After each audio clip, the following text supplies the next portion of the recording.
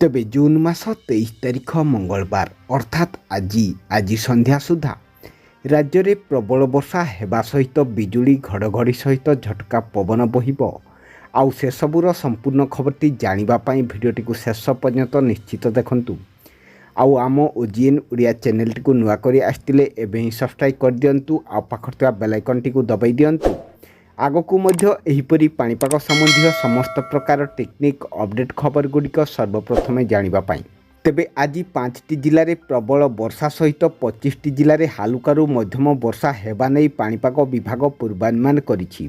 ଆଉ 5ଟି ଜିଲ୍ଲାରେ ପ୍ରବଳ ବର୍ଷା ସହିତ ଘଡ଼ଘଡ଼ି ବିଜୁଳି ସାଙ୍ଗକୁ ଝଟକା ପବନ ବହିବ। ଆଉ ଯାହାର ବେଗ ଘଣ୍ଟା ପ୍ରତି 40 କିଲୋମିଟରରୁ 50 କିଲୋମିଟର ରହିବ। ତେଣୁକରି ଏହି 5ଟି ଜିଲ୍ଲାଗୁଡ଼ିକୁ ୟେଲୋ ୱାର୍ଣ୍ଣିଂ ଜାରି କରିଛି ପାଣିପାଗ ବିଭାଗ। ଆଉ 25ଟି ଜିଲ୍ଲାରେ ହାଲୁକାରୁ ମଧ୍ୟମ ବର୍ଷା ହେବା ସହିତ ବିଜୁଳି ଘଡ଼ଘଡ଼ି ସାଙ୍ଗକୁ ପବନ ମଧ୍ୟ ବହିବ। ଯାହାର ବେଗ ଘଣ୍ଟା ପ୍ରତି 40 କିଲୋମିଟରରୁ 50 କିଲୋମିଟର ରହିବ। ତେଣୁକରି ୟେଲୋ ୱାର୍ଣ୍ଣିଂ ଜାରି କରିଛି ପାଣିପାଗ ବିଭାଗ।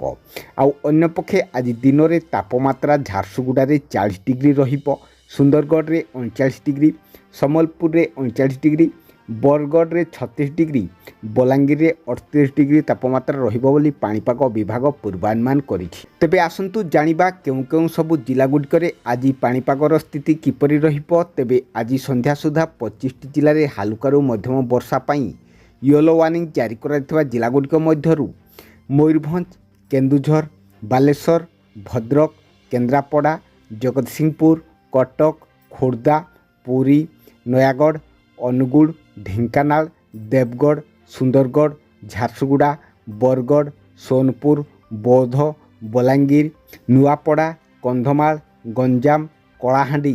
ଆଉ ପ୍ରବଳ ବର୍ଷା ପାଇଁ 5ଟି ଜିଲ୍ଲାଗୁଡ଼ିକୁ ୟେଲୋ ୱାର୍ଣ୍ଣିଂ ଜାରି କରାଯାଇଥିବା ଜିଲ୍ଲାଗୁଡ଼ିକ ମଧ୍ୟରୁ ଗଜପତି, ରାୟଗଡ଼ା, ନବରଙ୍ଗପୁର, କୋରାପୁଟ, ମାଲକାନଗିରି।